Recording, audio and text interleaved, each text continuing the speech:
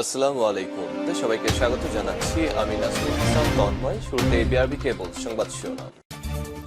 বাংলাদেশের সর্বশেষ গুরুত্বপূর্ণ আপডেট সংবাদে আপনাকে স্বাগত। শুরুতেই সংবাদ শিরোনাম, পরে বিস্তারিত। শুরুতেই জানিয়ে দিব, সাবেক ৮ মন্ত্রী এবং ৬ সংসদ সদস্যের দেশ থেকে নিষেধাজ্ঞা। আওয়ামী লীগ সরকারের ৮ মন্ত্রী এবং ৬ সংসদ সদস্যের দেশ থেকে নিষেধাজ্ঞা দিয়েছে আদালত।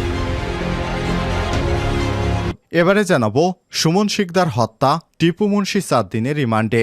রাজধানীর বাড্ডা ফুজি টাওয়ারের সামনে সুমন শিকদারকে গুলি করে হত্যার অভিযোগে করা মামলায় সাবেক বাণিজ্যমন্ত্রী টিপু মুন্সির ৪ দিনের রিমান্ড মঞ্জুর করেছে আদালত। এদিকে ডক্টর মোহাম্মদ ইউনূসের সঙ্গে বৈঠক করলেন বিএনপির মহাসচিব মির্জা ফখরুল ইসলাম আলমগীর। প্রধান উপদেষ্টা অধ্যাপক ডক্টর মোহাম্মদ ইউনূসের সঙ্গে বৈঠক করেছেন বিএনপির মহাসচিব মির্জা ফখরুল সহ বিএনপির একটি প্রতিনিধি দল। এদিকে আওয়ামী লীগকে নিষিদ্ধের দাবি গণ অধিকার পরিষদের। ঢাকা সফররত জাতিসংঘ প্রতিনিধি দলের কাছে ছাত্র জনতার উপর গণহত্যা পরিচালনার দায়ে আওয়ামী লীগকে নিষিদ্ধের দাবি জানিয়েছে নুরুল হক নূর এবং মোহাম্মদ রাশেদ খানের নেতৃত্বাধীন গণ অধিকার পরিষদ। এদিকে রাজশাহীতে গুমের অভিযোগে ৭ র্যাব সদস্যের বিরুদ্ধে মামলা। রাজশাহী গোদাগাড়ী উপজেলা বিএনপির কর্মী এবং ব্যবসায়ী ইসমাইল হোসেনকে গুমের অভিযোগে আদালতে মামলা দায়ের করা হয়েছে। এতে র্যাব ৫-এর ৭ সদস্যকে আসামি করা হয়েছে। আদালত মামলাটি আমলে নিয়ে পুলিশের অপরাধ তদন্ত বিভাগ সিআইডিকে তদন্তের নির্দেশ দিয়েছে। এবং সর্বশেষ জানিয়ে দিব, গভীর রাতে গণপিটুনিতে জায়েদ খান নিহত। মৌলভীবাজারে কুলাউড়া চুরি করতে গিয়ে স্থানীয়দের গণপিটুনিতে জায়েদ খান ২৮ নামে এক যুবক নিহত হয়েছেন। গতরাত ২টার দিকে সদর ইউনিয়নের বালিশিরি গ্রামে এ দুর্ঘটনা ঘটে। পরে তাকে উদ্ধার করে হাসপাতালে নিলে কর্তব্যরত চিকিৎসক তাকে মৃত ঘোষণা করেন। নিহত জায়েদ ওই গ্রামেরই বাসিন্দা। প্রিয় দর্শক, এতক্ষণ শুনছিলেন সংবাদ শিরোনাম, এবারে বিস্তারিত।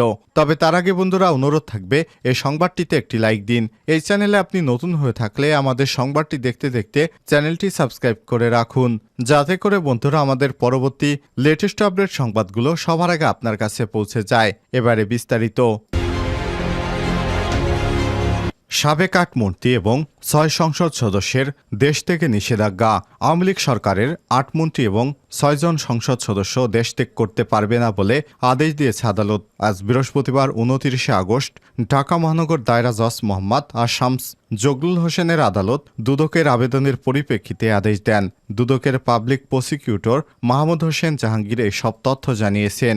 দেশ থেকে নিষেধাজ্ঞা দেওয়া সাবেক মন্ত্রীরা হলেন সাবেক স্বাস্থ্যমন্ত্রী জাহিদ মালেক, সাবেক শিক্ষামন্ত্রী ডক্টর দীপুমণি, সাবেক শিক্ষামন্ত্রী মহিবুল হাসান চৌধুরী, সাবেক খাদ্যমন্ত্রী সাধনচন্দ্র মজুমদার, সাবেক শিল্পমন্ত্রী নুরুল মজিদ মাহমুদ হুমায়ুন, সাবেক শিল্পমন্ত্রী কামাল আহমেদ মজুমদার, সাবেক মন্ত্রী শাহজাহান খান এবং সাবেক মন্ত্রী কামরুল ইসলাম। দেশ থেকে নিষেধাজ্ঞা দেয়া সাবেক সংসদ সদস্যরা হলেন সাবেক সংসদ সদস্য সলিম উদ্দিন, মাহমুদুর রশিদ কিরণ, কুজেন্দ্রলাল ত্রিপুরা, কাজিম উদ্দিন, নুরি আলম চৌধুরী ও জিয়াউর রহমান। এদিন দুদকের উপপরিচালক আবু হেনা আশিকুর রহমান দেশ থেকে নিষেধাজ্ঞার এ আবেদন করেন। আবেদনে বলা হয়েছে, বিগত সরকারের সাবেক মন্ত্রী এবং বিভিন্ন নির্বাচনী এলাকায় এমপিদের বিরুদ্ধে বিভিন্ন অনিয়ম এবং দুর্নীতির মাধ্যমে অকল্পনীয় অবৈধ সম্পদ অর্জনের অভিযোগে অভিযুক্ত সাবেক মন্ত্রী এবং বিভিন্ন নির্বাচনী এলাকার এমপিদের দেশ ছেড়ে বিদেশে পালাতে পারেন। এই মর্মে বিশ্বস্ত সূত্র থেকে জানা গেছে, সুষ্ঠু তদন্তের স্বার্থে তাদের বিদেশ গমনে নিষেধাজ্ঞা প্রয়োজন। সুমন শিকদার হত্যা, টিপু মুন্সি ৪ দিনের রিমান্ডে। রাজধানীর বাড্ডা ফুজি টাওয়ারের সামনে সুমন শিকদারকে গুলি করে হত্যার অভিযোগে করা মামলায় সাবেক বাণিজ্যমন্ত্রী টিপু মুন্সি ৪ দিনের রিমান্ড মঞ্জুর করেছে আদালত। বৃহস্পতিবার ২৯শে আগস্ট ঢাকার মেট্রোপলিটন ম্যাজিস্ট্রেট আলী হায়দারের আদালত শুনানি শেষে আদেশ দেন। এদিন তাকে আদালতে হাজির করা হয়। এরপর মামলার তদন্ত স্বার্থে ৮ দিনের রিমান্ডে নিতে আবেদন করা হয়। এ সময় আসামিপক্ষে রিমান্ড বাতিল এবং জামিন চেয়ে আবেদন করেন। অন্যদিকে রাষ্ট্রপক্ষ জামিনের বিরোধিতা করেন। উভয় পক্ষে শুনানি শেষে আদালত জামিনের আবেদন নামঞ্জুর করে আদেশ দেন। এর আগে বুধবার রাতে রাজধানীর গুলশানে অভিযান চালিয়ে তাকে গ্রেপ্তার করা হয়। গত 19 জুলাই বৈষম্যবিরোধী ছাত্র আন্দোলন চলাকালে বাড্ডা ফুজি টাওয়ারের উত্তর পাশে প্রগতি সরণি রাস্তার উপর আসামিরা এলোপাতাড়িভাবে গুলি করে ছেলে মোহাম্মদ সুমন শিকদার 31কে হত্যা করে। এই ঘটনায় তার মা মাসুমা বাদী হয়ে একটি হত্যা মামলা দায়ের করেন। মামলায় সাবেক প্রধানমন্ত্রী শেখ হাসিনা সহ 179 জনকে আসামি করা হয়েছে। দ্বাদশ জাতীয় সংসদ নির্বাচনে রংপুর 4 পীরগাছা কাউনিয়া আসন থেকে সংসদ সদস্য নির্বাচিত হয়েছিলেন টিপু মুনশি। তিনি 2019 থেকে 2023 সাল পর্যন্ত বাণিজ্য মন্ত্রী হিসেবে দায়িত্ব পালন করেন। নিত্যপণ্যের বেসামাল বাজার দর এবং উচ্চ মূল্যস্ফীতির কারণে সাধারণ মানুষের জীবনযাত্রা অসহনীয় হয়ে ওঠার পরও এসব নিয়ন্ত্রণে ব্যর্থতা দেয় 2024 সালে নতুন মন্ত্রীর পদ থেকে বাদ পড়েন সাবেক বাণিজ্য মন্ত্রী টিপু মুনশি। গতরাত 1টার দিকে গুলশান 1-এর 123 নম্বর রোডে M&J গ্রুপের কর্ণধার সালাউদ্দিন আহমেদের বাসা থেকে তাকে গ্রেপ্তার করা হয়। এর আগে 22 আগস্ট টিপু মুনশি এবং তার স্ত্রী আইরিন মালবিকা মুনশি, মেয়ে তানিয়া অনন্যা মুনশি এবং তৃষ্ণা মুনশির ব্যাংক অ্যাকাউন্ট জব্দের নির্দেশ দেয় বাংলাদেশ ব্যাংকের আর্থিক গোয়েন্দা সংস্থা Bangladesh financial intelligence unit BFIU। Doctor ইউনূসের সঙ্গে বৈঠকে বিএনপির মহাসচিব মির্জা ফখরুল। প্রধান উপদেষ্টা অধ্যাপক ডক্টর মোহাম্মদ ইউনূসের সঙ্গে বৈঠকে বসেছেন বিএনপির মহাসচিব মির্জা ফখরুল ইসলাম আলমগীর নেতৃত্বাধীন একটি প্রতিনিধি দল। বুধবার 29 আগস্ট বিকেলে 3টার দিকে বিএনপির মহাসচিব সহ নেতাদের বহন করা গাড়ি বেইলি রোডে রাষ্ট্রীয় অতিথি ভবন যমুনায় প্রবেশ করে। মহাসচিবের সঙ্গে রয়েছে বিএনপির জাতীয় স্থায়ী কমিটির সদস্য আমির খসরু মাহমুদ চৌধুরী এবং সালাউদ্দিন আহমেদ।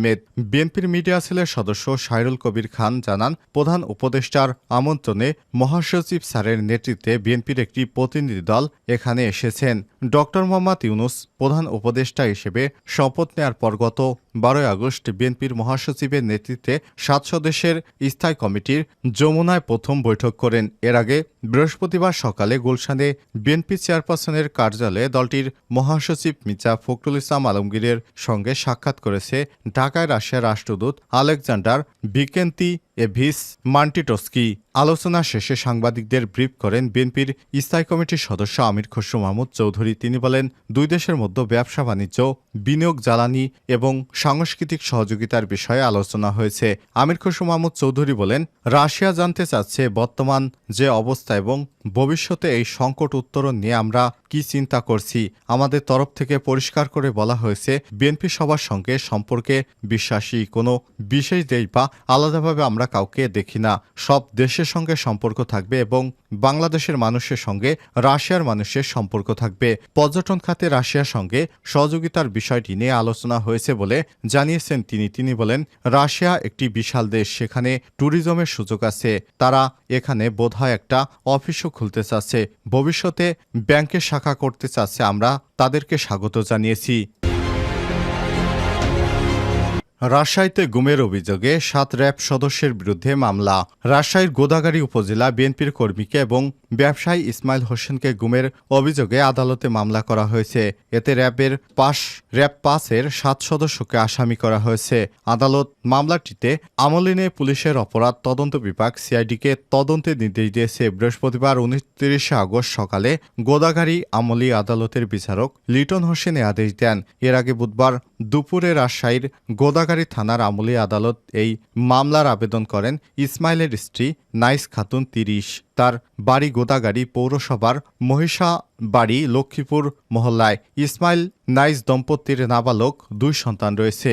নাইসের অভিযোগ, তার স্বামী জুয়েলারি ব্যবসায়ী ইসমাইল হোসেনকে তুলে নিয়ে গুম করেছে র্যাব। নাইস যাদের আসামি করার আবেদন করেছেন তারা হলেন র্যাব 5-এর তৎকালীন রেলওয়ে কলোনি ক্যাম্পের নায়ক সুবেদার শাহিনুর রহমান, উপপরিদর্শক এসআই দেবব্রত মজুমদার, দুলাল মিয়া সহকারী উপপরিদর্শক এসআই কামাল হোসেন, ল্যান্স নায়ক মাহিনুর খাতুন, সিপাই কোহিনুর বেগম এবং কনস্টেবল মনিরুল ইসলাম। নাইসের আইনজীবী অ্যাডভোকেট মাহমুদুর রহমান রুমন জানিয়েছেন, বুধবার মামলাটি দাখিল করা হয়েছিল বৃহস্পতিবার সকালে। আদালত সিআইডিকে তদন্তের জন্য আগামী 24শে নভেম্বরের মধ্যে প্রতিবেদন দাখিলের নির্দেশ দিয়েছে। নাইসা খাতুন জানান 2016 সালের 6 সেপ্টেম্বর তার স্বামী ইসমাইল হোসেন 30 তার ব্যবসা প্রতিষ্ঠান রিফাত জুয়েলারি দোকানে যাওয়ার জন্য মোটরসাইকেল নিয়ে বাড়ি থেকে বের হন। রাত 9টার দিকে উপজেলা সদর ডাইংপাড়া মোড়ে পৌঁছলে র্যাব সদস্যরা তাকে তুলে নিয়ে যায়। 3 দিন পর ইসমাইল অন্য এক ব্যক্তির মোবাইল নম্বর থেকে কল করে পরিবারকে জানান তিনি র্যাবের হেফাজতে কলোনি ক্যাম্পে আছেন।